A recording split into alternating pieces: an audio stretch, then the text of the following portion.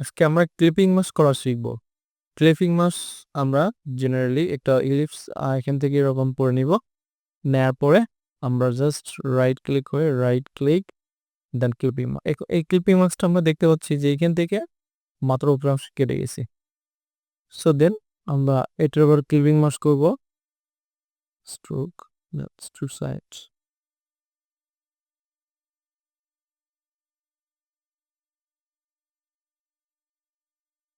Clipping mask এবার আমরা ডিসলেশন টুল দিয়ে ওপরে তুলে দেব just. Then shift control alt V